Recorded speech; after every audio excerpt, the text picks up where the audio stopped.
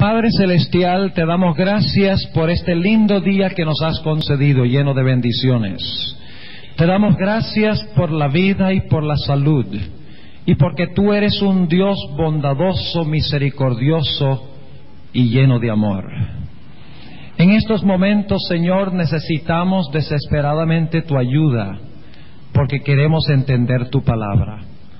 Por eso pedimos que envíes a tu Santo Espíritu, para que podamos trazar correctamente el mensaje de tu libro y pueda hacer impacto en nuestras vidas y cambiarnos a la semejanza de Cristo Jesús. Te lo pedimos en su nombre. Amén. Aquí tenemos lo que hablamos anoche en nuestro tema. Recuerdan que les mencioné de que el patio o el atrio que encontramos aquí era una cortina de color blanco que tenía columnas de bronce. En realidad eran 60 columnas, eran 60 columnas en total alrededor, tomando los 4 lados.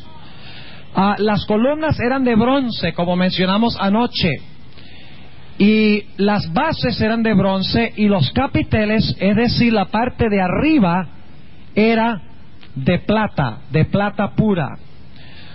Ahora, ustedes recuerdan también anoche que hablamos sobre los muebles que se encontraban en el atrio del santuario o en el patio del santuario. Encontramos, en primer lugar, en el atrio, el altar del sacrificio, donde se sacrificaban los animales. Y luego, después de matarlos, la Biblia dice que eran quemados sobre el altar. Luego tenemos el segundo mueble, que se divisa aquí detrás de estos animales que han traído para el sacrificio. Tenemos aquí la fuente o el lavacro. Ahora, el lavacro aquí no está propiamente hecho como describe la Biblia, pero nos da una idea más o menos de que había una fuente que contenía agua, donde el sacerdote se lavaba antes de entrar a la tienda de reunión, que era este edificio que tenemos aquí.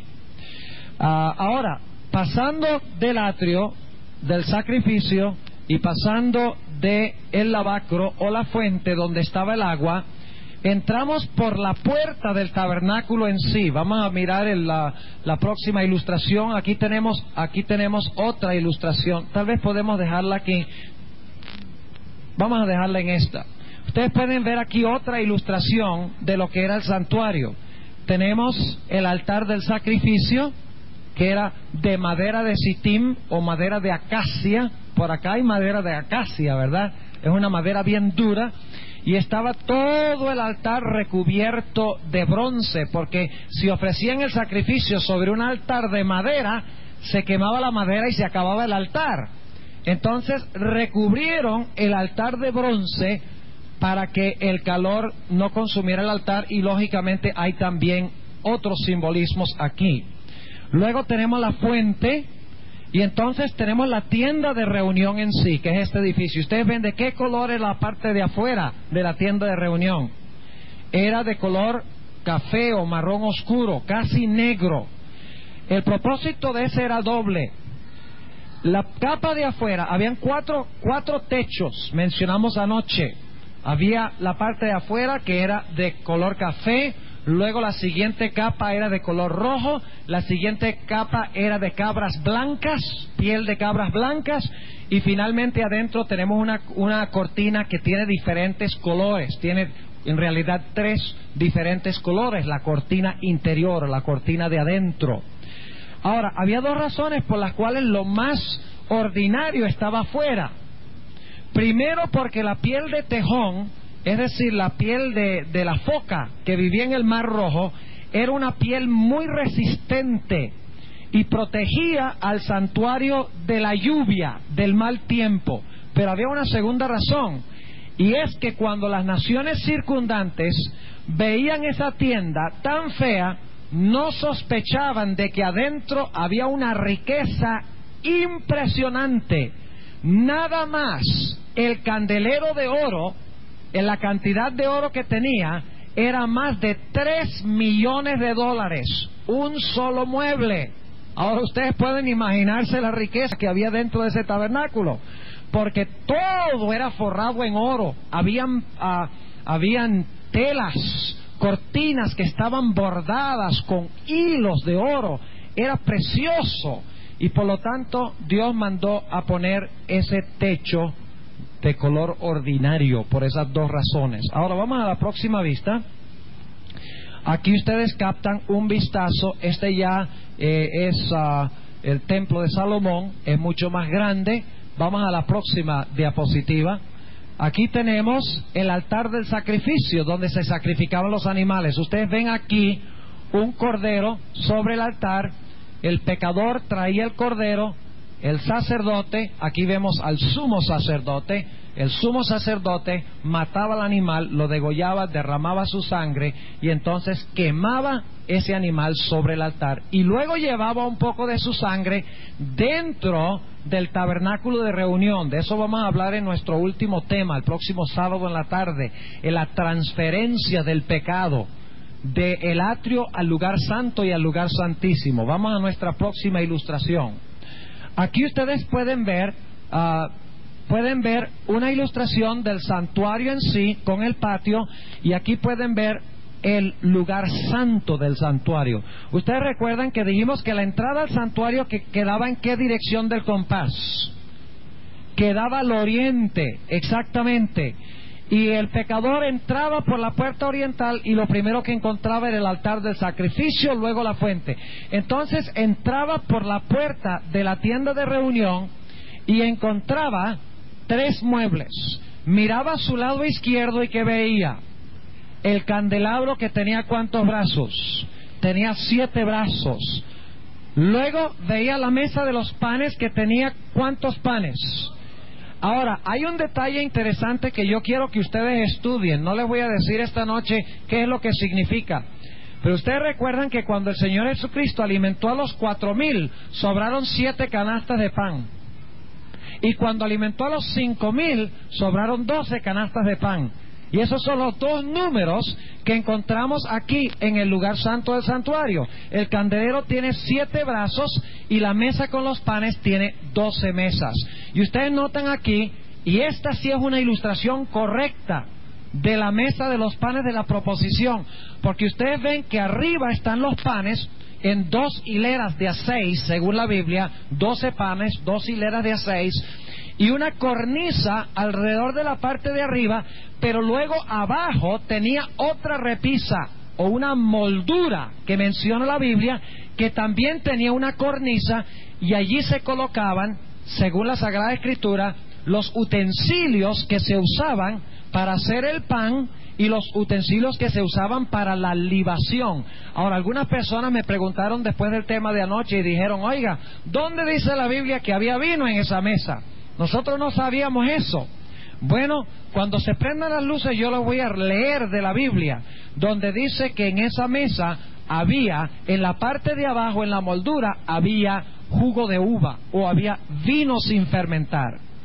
Es interesante, como mencionamos anoche, que en la fuente el sacerdote se lavaba las manos y los pies, y luego, después de lavarse las manos y los pies, entraba al lugar santo, a donde se encontraba el pan y el jugo de uva.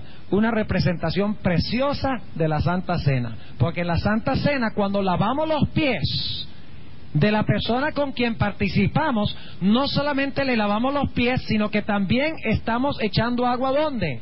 En nuestras manos. ¿No es cierto? Porque estamos usando las manos para lavar los pies.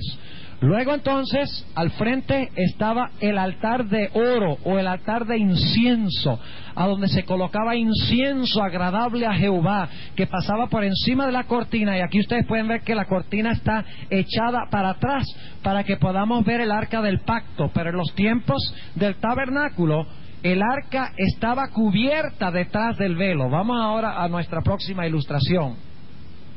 Aquí ustedes pueden ver al sumo sacerdote prendiendo el candelero o despabilando el candelero, que debía arder continuamente, nunca se podía apagar, y el sumo sacerdote era el único que podía prender las luces y mantenerlas ardiendo. Era el trabajo de Aarón, el sumo sacerdote, según la Biblia. Allá ustedes pueden ver también la mesa de los panes, y ahí le falta la repisa de abajo. Vamos entonces a nuestra próxima ilustración.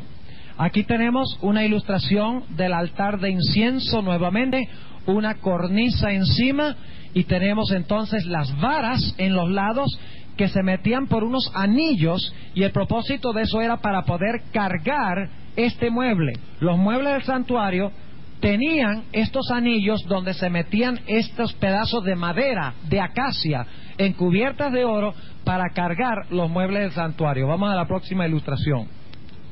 Ahí tenemos otra ilustración de la mesa de los panes y del candelabro. Ahora, en el lugar santísimo, el segundo apartamento, había solamente un mueble, según estudiamos ayer.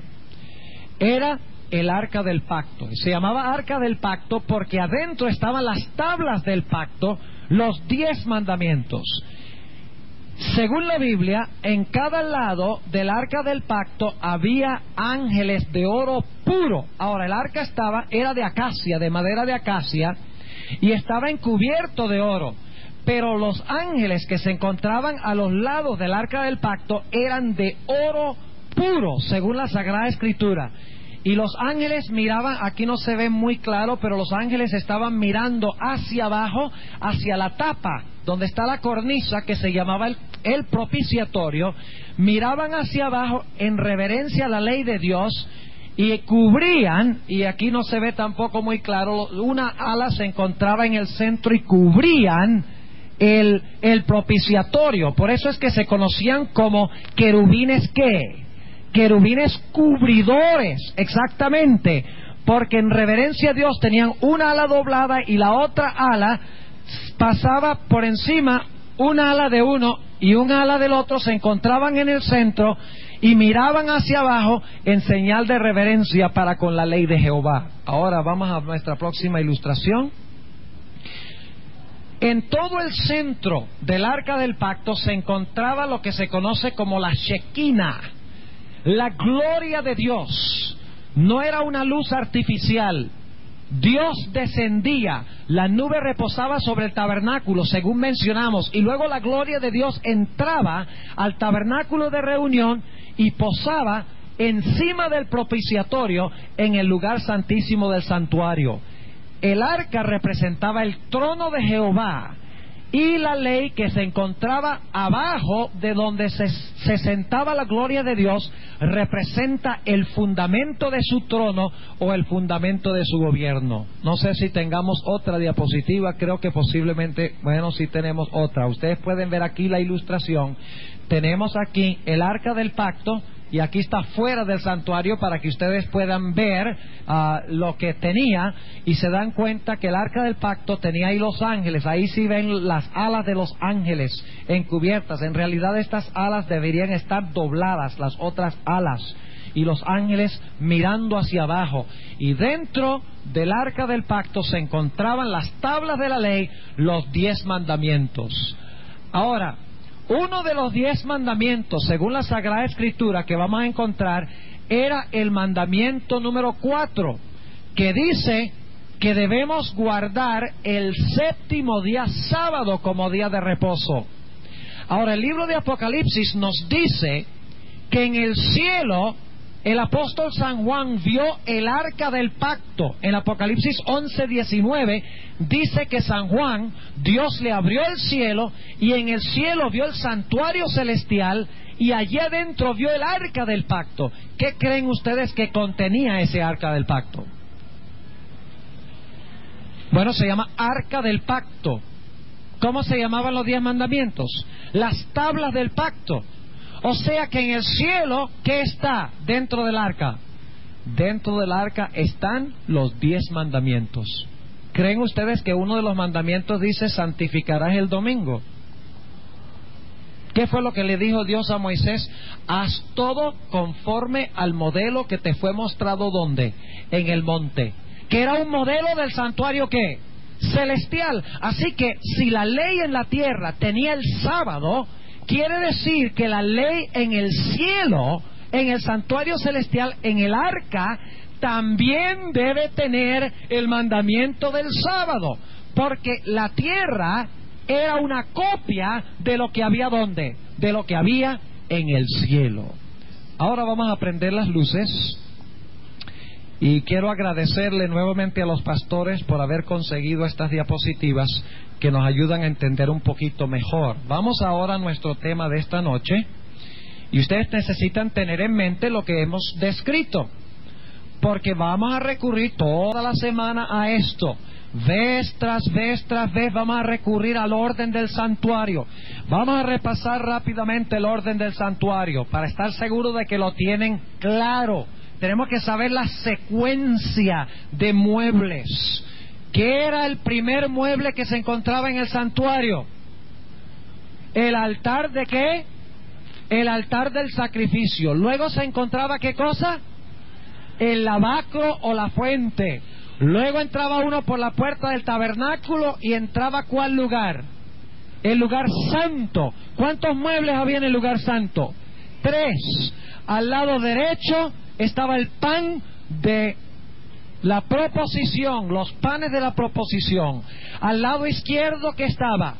El candelero de oro. Y enfrente ¿qué había? El altar de incienso o el altar de oro. Y luego entraba uno al lugar santísimo y encontraba ¿qué mueble? El arca del pacto. ¿Y qué había dentro del arca del pacto? Los 10 mandamientos. ¿Qué más había dentro del arca del pacto? ¿Un pote de qué?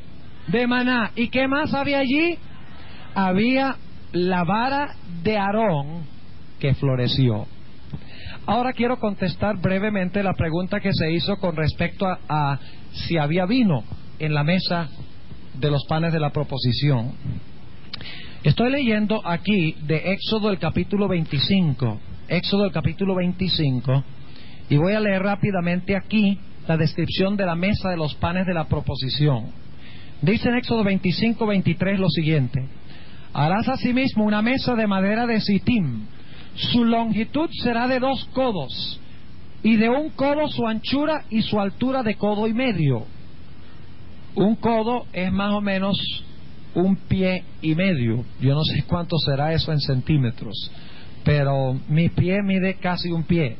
Así que es 1 pie mío más medio pie mío. Tengo que mostrarle el pie, no lo voy a hacer. Y dice, o sea que no era muy alto, no era muy grande. Y la cubrirás de oro puro. Noten que la mesa estaba cubierta ¿de qué?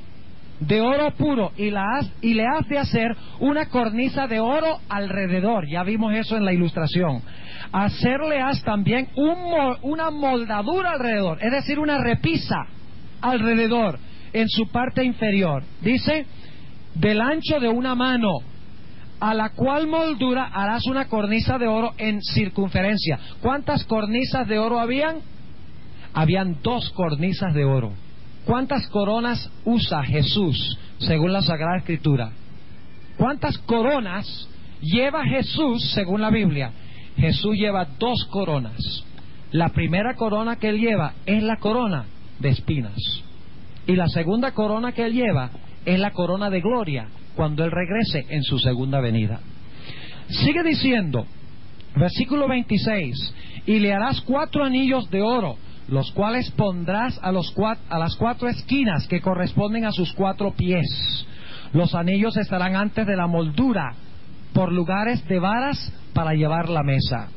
Y harás las varas de madera de sitim, y las cubrirás de oro, y con ellas será llevada la mesa. Harás también sus platos, y sus cucharas, y sus cubiertas, y sus tazones, con que se libará. De oro fino lo harás. Ahora algunos dirán, bueno, pero ¿qué significa eso de libarás? Libación. Bueno, vamos a leer Levítico 23 y el versículo 13. Levítico el capítulo 23 y el versículo 13 declara lo siguiente: y su presente será 2 décimas de flor de harina amasada con aceite, ofrenda encendida a Jehová en olor suavísimo. ¿Y su libación de qué? ¿Qué dice allí? Su libación de vino, la 4ª parte de un hin. ¿Qué era la libación? La libación era ¿qué? Vino, según dice la Sagrada Escritura. Así que sobre esa mesa había ¿qué cosa? Había vino, porque habla de la libación, según acabamos de leer. Ahora, esta noche queremos estudiar un poquito más el santuario. Para entender el santuario necesitamos comprender el año de agricultura judío. Necesitamos entender cómo se practicaba la agricultura en la Tierra Santa en los tiempos bíblicos. Porque en los tiempos bíblicos la gente de Israel dependía absolutamente de la agricultura y de criar animales. Si la agricultura fracasaba, si fracasaban en criar los animales domésticos, el resultado era la muerte para muchas personas en Israel. Así que Israel, la tierra de Dios, en el Antiguo Testamento, dependía muy prominentemente de la agricultura, y necesitamos entender el año de agricultura de judío para entender el santuario, porque vamos a encontrar en esta noche que el año de agricultura sigue el orden exacto que tenemos en los muebles del santuario.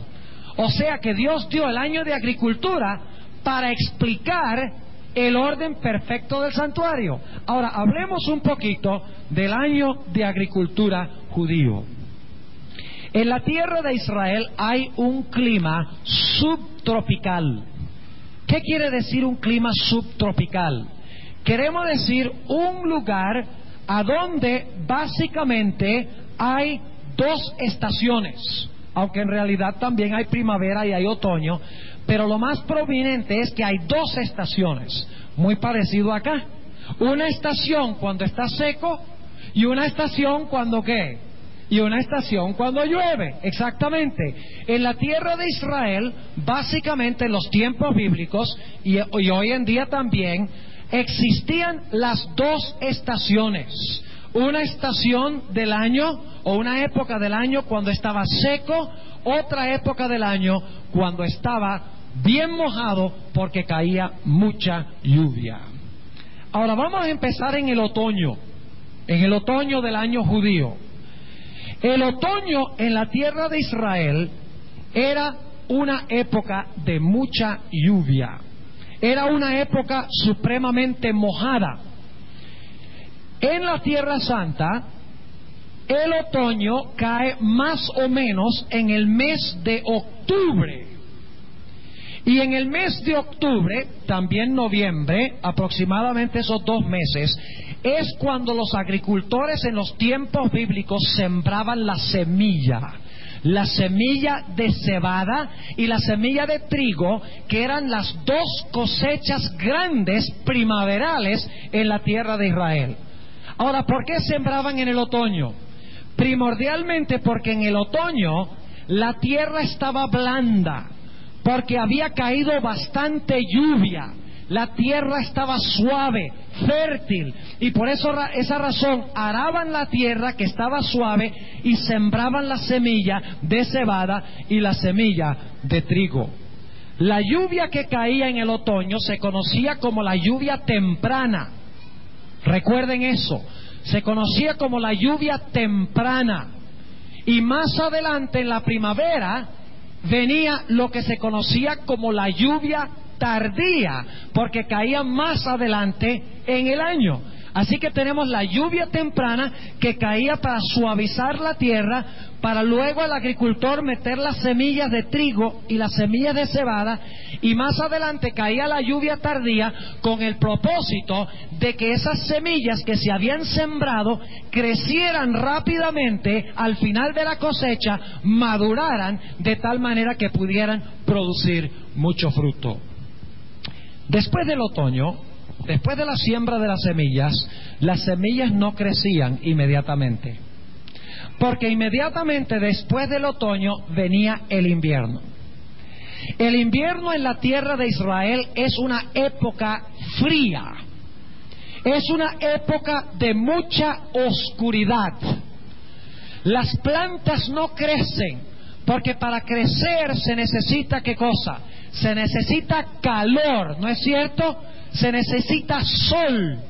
Pero en el invierno que venía después del otoño, la semilla estaba en la tierra, pero la semilla no brotaba en el invierno, porque en el invierno era oscuro y era frío, y se necesita luz y calor para producir bien. Y yo sé eso porque por acá las cosas crecen mucho más rápido que en los Estados Unidos, inclusive el monte crece mucho más rápido. Uno puede cortar el monte y en cuestión de 2 semanas tiene que volver a cortar el monte porque está igual de alto, porque estamos en un clima más o menos semitropical o cerca de tropical aquí también. Nosotros podemos identificarnos con el año de agricultura judío porque es más o menos parecido en algunos aspectos. Así que el invierno, la semilla quedaba latente en la tierra porque era una época oscura, una época infértil, era una época cuando no había luz. Ahora, el invierno en la Tierra Santa es durante los meses de noviembre, diciembre, enero y febrero. Primordialmente diciembre, enero y febrero son los meses del invierno. Ustedes recuerdan que dijimos que el otoño es ¿cuándo? ¿Cuáles meses? Los meses de octubre y noviembre, y cae mucha lluvia, la semilla se mete en la tierra, pero como viene el invierno, la semilla no empieza a brotar ni a germinar, queda en la tierra latente, queda callada y tranquila la semilla en la tierra durante el periodo del invierno que cubre los meses de diciembre, enero y febrero. Pero luego en la Tierra Santa empiezan a alargarse los días. Saben, en los Estados Unidos nosotros podemos identificarnos un poquito más con esto, porque en el invierno el sol se oculta a veces a las 4 de la tarde, pero en el verano el sol se oculta a veces casi a las 10 de la noche. O sea que los días son más largos. ¿Ustedes sabían eso? Veo que algunos están sorprendidos. Dicen, ¿cómo? ¿Tanta diferencia? 4 de la tarde en diciembre y en el mes de julio y agosto a las 10 de la noche el sol se oculta. Sí, en la Tierra Santa, después del invierno, los días empezaban a ponerse más y más largos. Había luz y la semilla empezaba a germinar y a brotar. De repente todo lo que había estado muerto, y los que han estado en los Estados Unidos saben cómo es el asunto de que los árboles inclusive quedan peladitos, sin hojas. El invierno es una época de muerte, es lóbrego, es oscuro. Lo único medio optimista es que la nieve es blanca, pero fuera de eso es una época lóbrega, es una época de muerte. Pero luego, cuando se está acabando el invierno, entonces viene la primavera y empiezan a aparecer las flores, especialmente las flores de almendro, que son las primeras que aparecen, y empiezan a brotar la cosecha de cebada. La cosecha de cebada, y recuerden este detalle, venía aproximadamente en el mes de marzo o abril. Se cosechaban los primeros frutos de la cebada en marzo y abril, y luego se continuaba la cosecha regularmente por algunas semanas después de eso. Pero es necesario que ustedes recuerden que la semilla germinaba y empezaba a brotar en el principio de la primavera. Y luego, después de crecer, la primera cosecha que había era la cosecha de cebada. Y luego el trigo, que se demoraba más, seguía creciendo y creciendo y creciendo el trigo, hasta que finalmente el trigo se cosechaba tarde en la primavera, en el mes de mayo. Ahora quiero que ustedes capten lo que estamos diciendo en su mente, porque esto es algo que no pasa por acá, y por eso necesitamos tenerlo claro en nuestra mente. El trigo y la cebada ambos se sembraban en el otoño, en octubre y en noviembre. Permanecían las semillas latentes, sin vida, en la tierra durante el invierno, diciembre, enero y febrero. Finalmente, en marzo, como resultado de los días más largos, de la energía del sol y el hecho de que se había desvanecido la oscuridad, ahora la cebada y el trigo brotan de la tierra. La semilla ahora muere y germina y empieza a brotar la espiga de cebada y la espiga de trigo. Y lo primero que se cosecha temprano en la primavera, en el mes de marzo, abril, temprano, es la cosecha de cebada. Y luego, como 2 meses después, 50 días o 2 meses después, a fines de mayo, es que se cosecha el trigo que se sembró junto con la cebada en el otoño. ¿Está claro en sus mentes esto? Necesitamos entenderlo para comprender el santuario. No vamos a entender el santuario al menos que comprendamos el año de la agricultura judío. En otras palabras, después de la muerte del invierno, brota la vida en la primavera.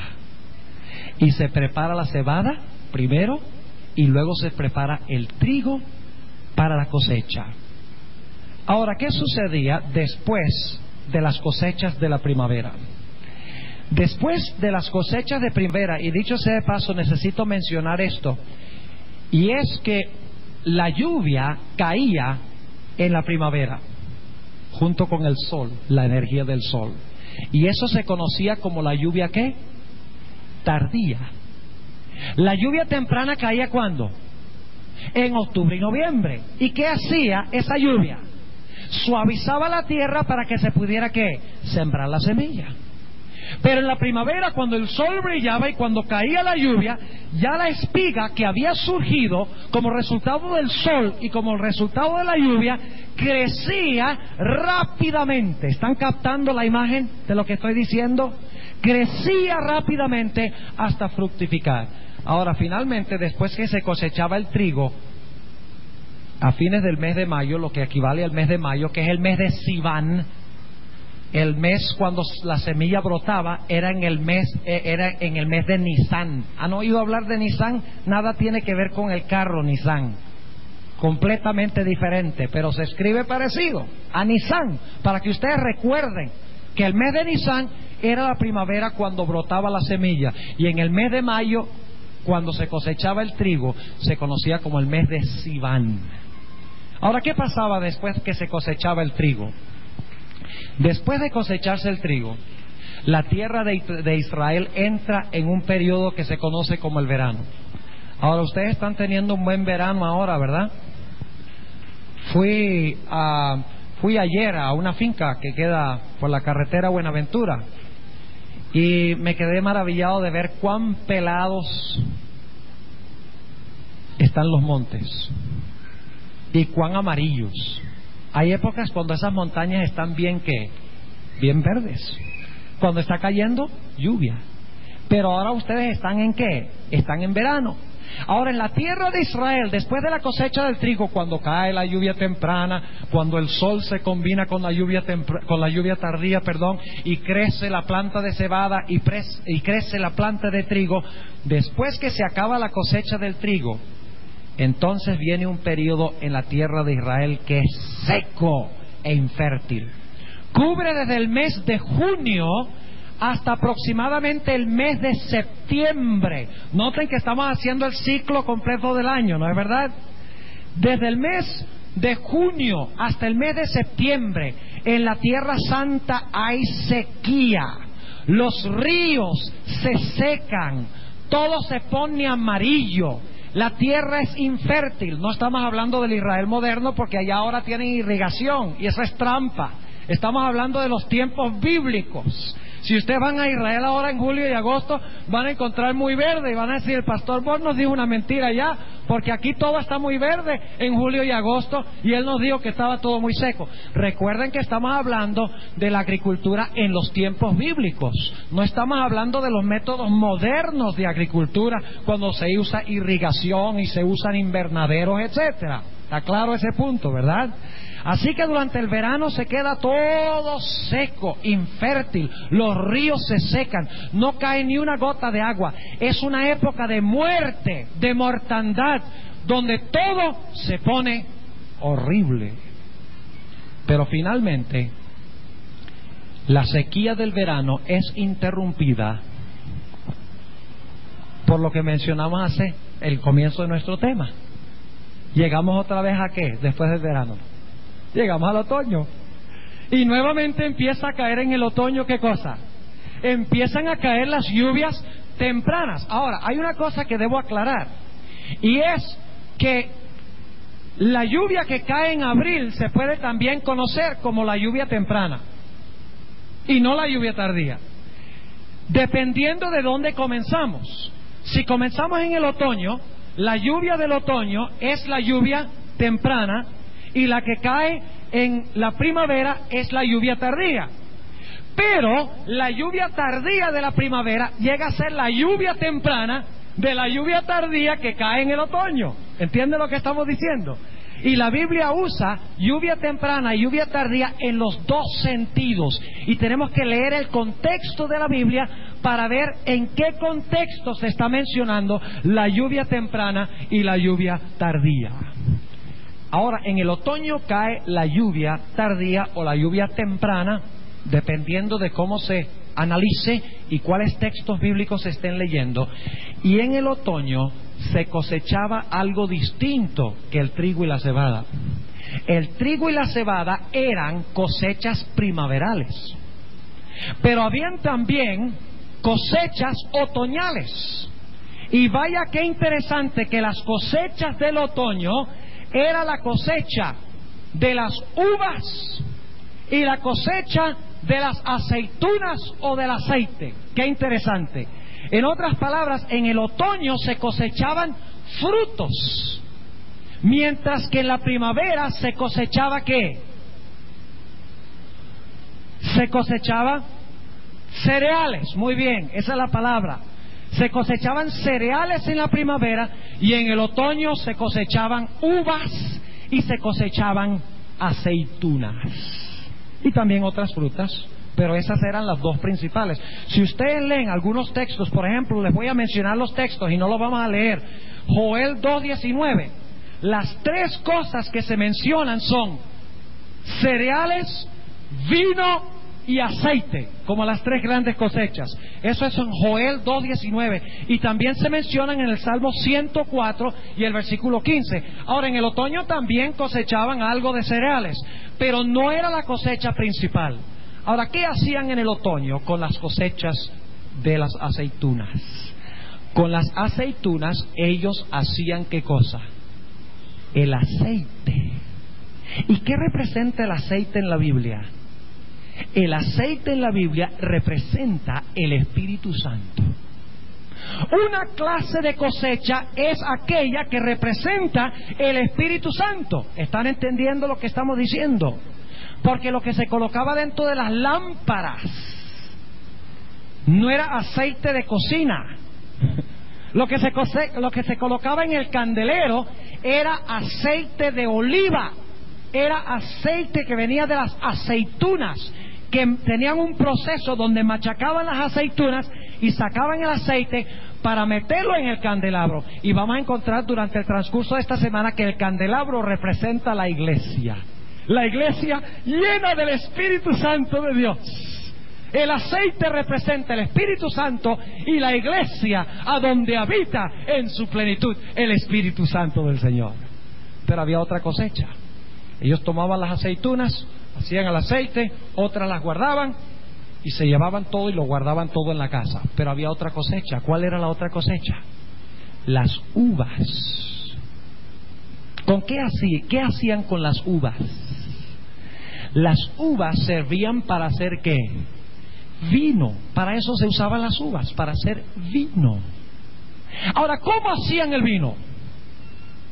¿Han oído ustedes hablar del lagar? ¿Qué era un lagar? Todavía en Italia hay lagares hoy en día. Y me dicen, yo nunca he ido a Italia, pero el doctor Samuel Bacchiocchi, quien es italiano y creció afuerita de la pared del Vaticano, él describe lo que es un lagar. Y él dice que aún hoy en día tienen estos lugares grandes, estos recipientes que son bastante grandes donde cabe gente, y entonces la gente entra en el lagar y empieza a pisar las uvas. ¡Qué interesante! Empieza a pisar las uvas, y mientras que pisan las uvas, cantan. Vaya, ¿han leído ustedes alguna vez en la Biblia donde habla de canción de lagareros? Por ejemplo, en Jeremías el capítulo 25 habla de que cantaréis canción de lagareros.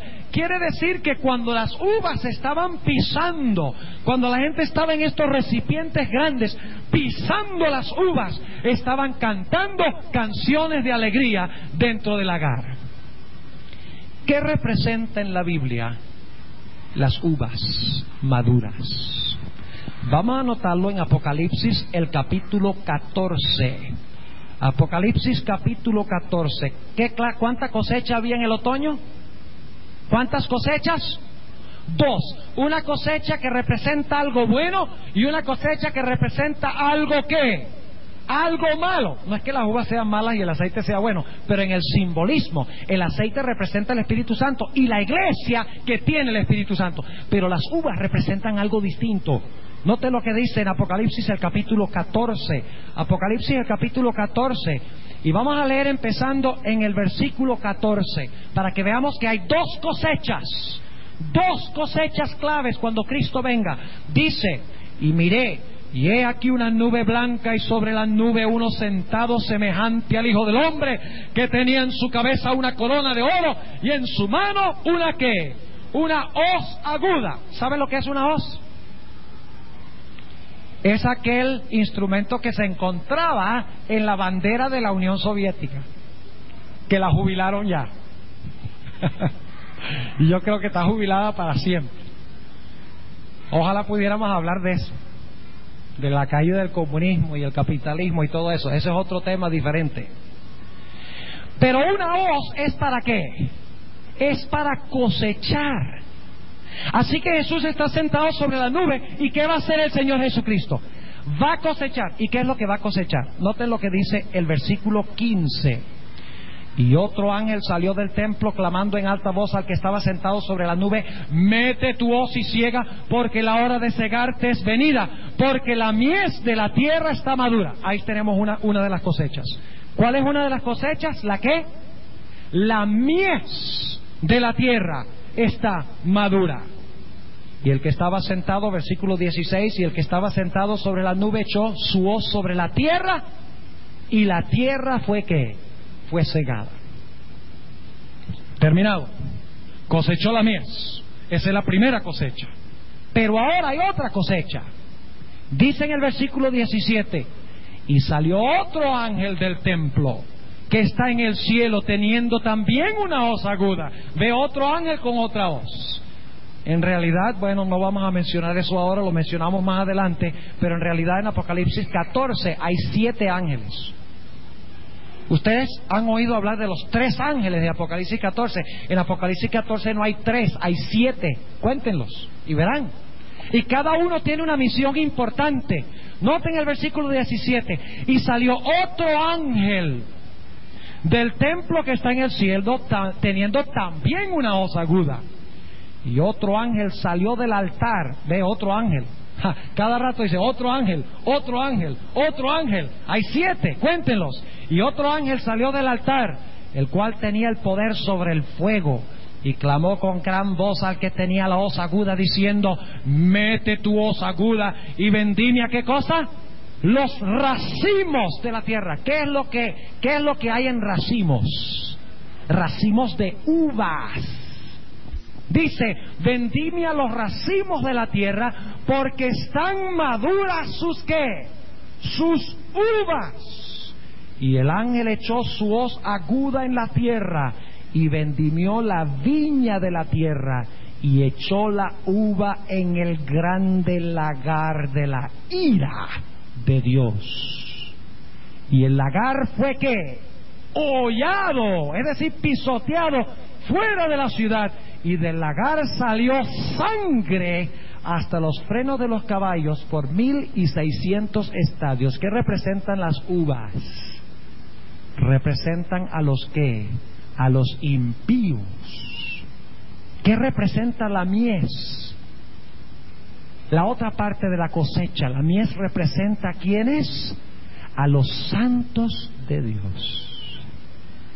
Así que en el otoño habían estas dos cosechas: la cosecha de las aceitunas, del aceite, la cosecha de las uvas. Jesús lo expresó de otra forma. En el tiempo cuando Juan el Bautista introdujo al Mesías, él dijo que Jesús iba a venir a hacer ¿qué cosa? A limpiar su ¿qué? Su era. ¿Y qué iba a hacer? Iba a tomar el trigo y lo iba a meter en su alfolí. Pero la cizaña y la hojarasca, que representa a los impíos, iba a ser echada ¿dónde? En el fuego para ser quemado. Allí tenemos los dos grupos. El grupo de los buenos y el grupo de los malos, cosechados al final del año de agricultura judío, como las aceitunas y las uvas. ¿Cuántos entendieron el año de agricultura judío que hemos mencionado? ¿Les quedó claro? No olviden, ojalá estén tomando notas, por lo menos en su mente, no olviden el año de agricultura judío, porque es vital para nosotros entender el santuario de Dios, porque el santuario sigue el orden de el año de agricultura. Ahora queremos hacer una cosa más esta noche antes de concluir, y es que queremos estudiar a grandes rasgos los festivales o las fiestas judías, porque las fiestas judías, que eran 7, ¿cuántas dije yo? 7. Las fiestas judías siguen también el orden exacto y preciso del santuario, empezando con el campamento y terminando en el lugar santísimo.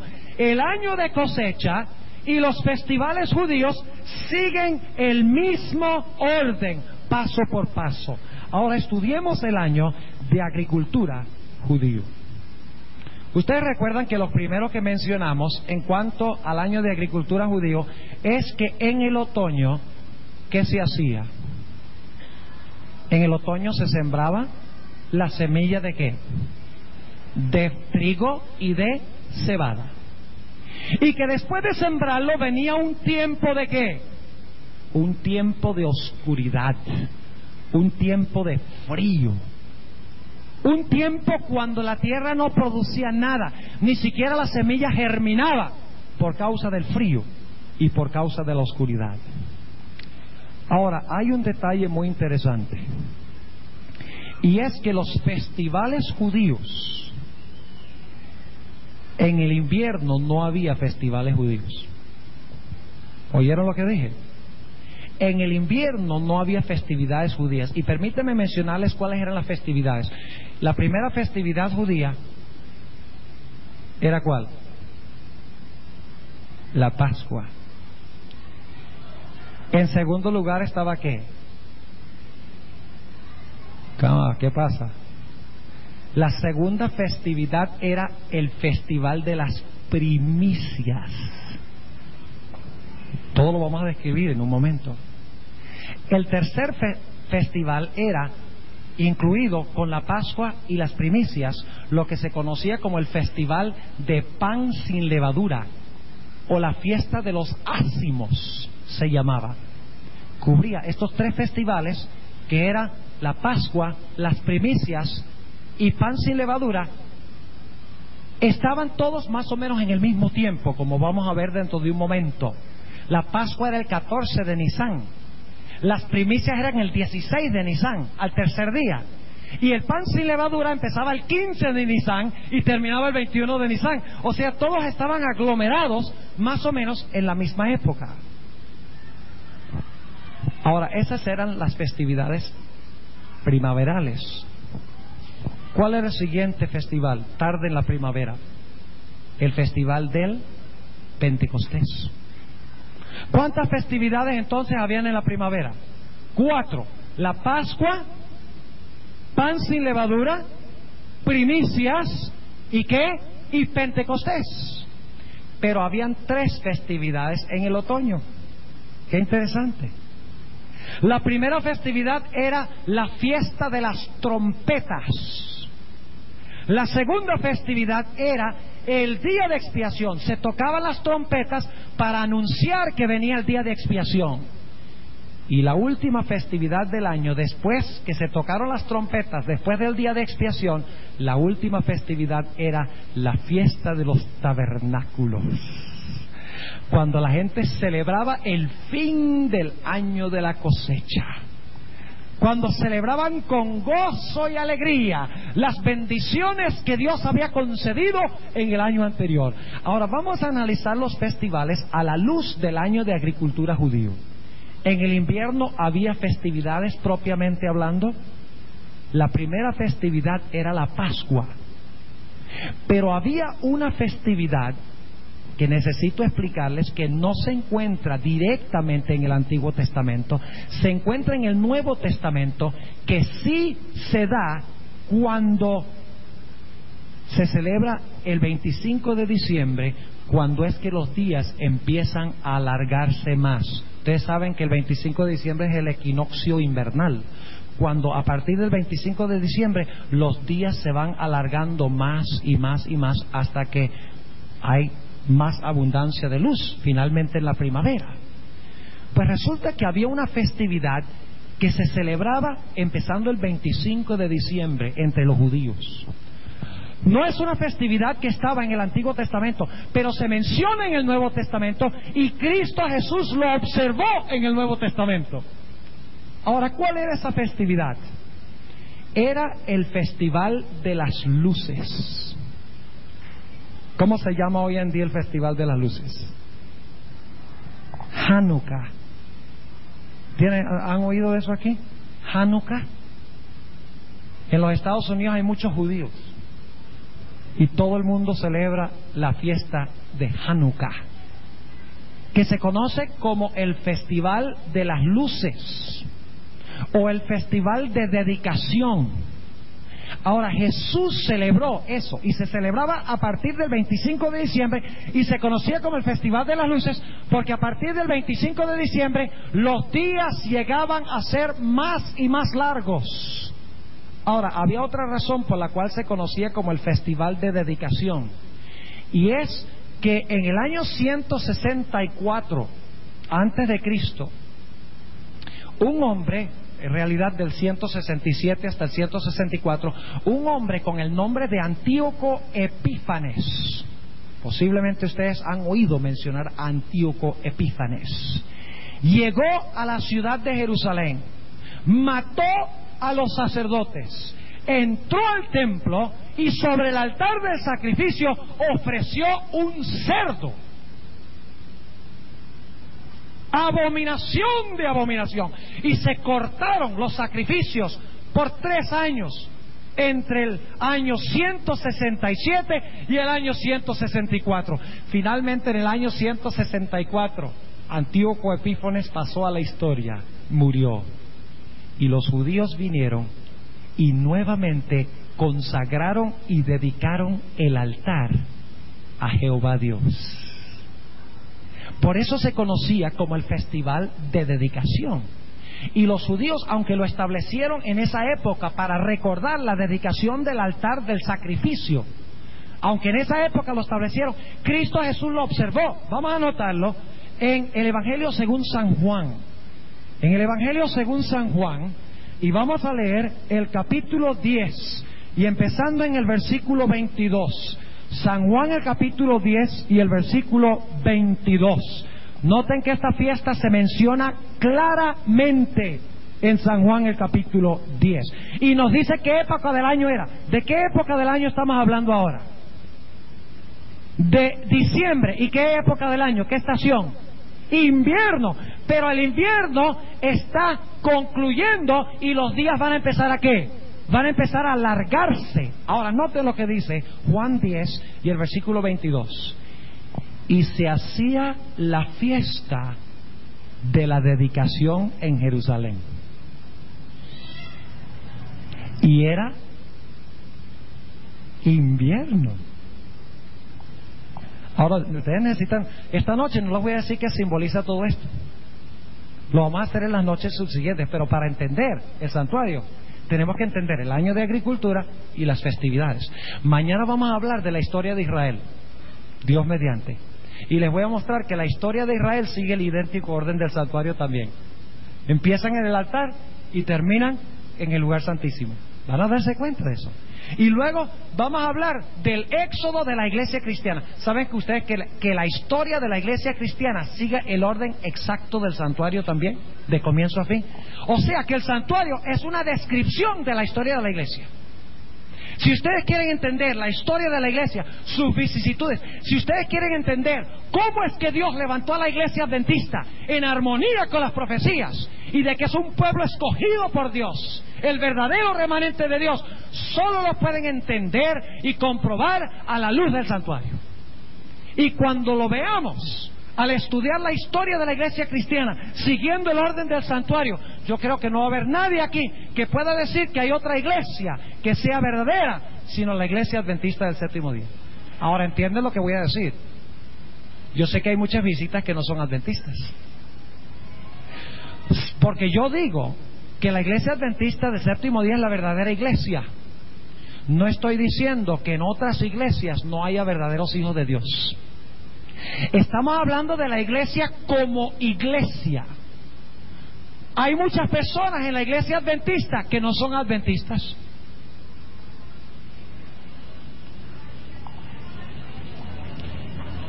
Podríamos escuchar caer un alfiler ahora. Y hay muchas personas afuera de la iglesia adventista que son más adventistas que algunos que están adentro. Hay algunos en la iglesia adventista que son como la mujer de Lot, que salió de Sodoma, pero Sodoma no salió de ella. Hay adventistas que salieron de Babilonia, pero Babilonia está en su corazón. No estoy diciendo que la iglesia adventista es Babilonia. Lo que estoy diciendo es que dentro del Israel de Dios hay babilonios. Y por eso es que los disidentes dicen, ve, la iglesia adventista es Babilonia, y generalizan todo y dicen, ve, la iglesia adventista es Babilonia. La iglesia adventista no es Babilonia, pero tiene babilonios. Y el zarandeo se va a encargar de hacer dos cosas: sacar los babilonios de la iglesia y meter a los adventistas que están afuera.